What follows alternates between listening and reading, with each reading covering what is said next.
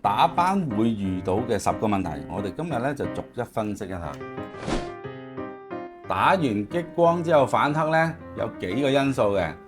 一就係調個能量調得唔啱過大，二就係波長選擇錯誤，三就係個客翻去冇防曬保濕。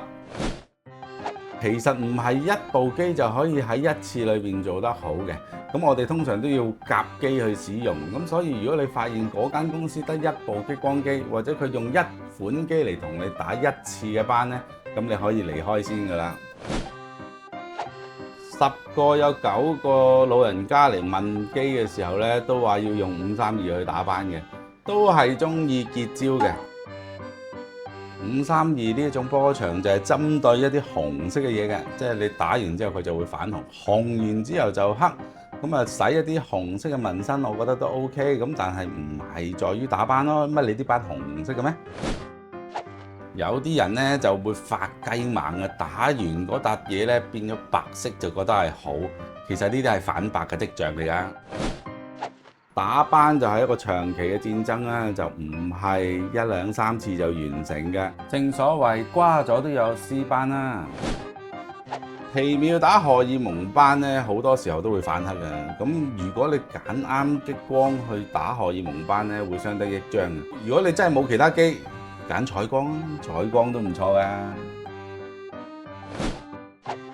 當你期望去美容院做一個進取嘅打斑效果嘅時候，你有冇諗過你到底自己喺屋企嘅護膚情況合唔合格呢？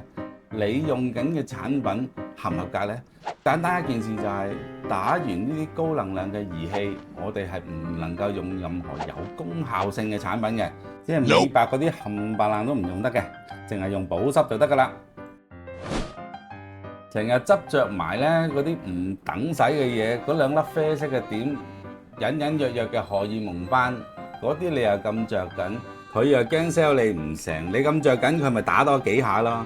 激光打多幾下係會黑噶嘛？我哋做美容啊係應該用成塊面去做準則噶嘛，唔係因為1、2樣嘢嘅，即係要睇埋佢嘅衰老情況啊，要睇埋佢嘅眼有冇神啊，咁先評為靚唔靚噶嘛。唔係淨係在於嗰2粒點嘅。市面上咧就好中意用啲證書嚟做銷售嘅，無論部機好或者係個人好，去上完嗰啲課程攞一張沙紙黐喺個牆度都好，同你嘅功效我好肯定都係無關嘅。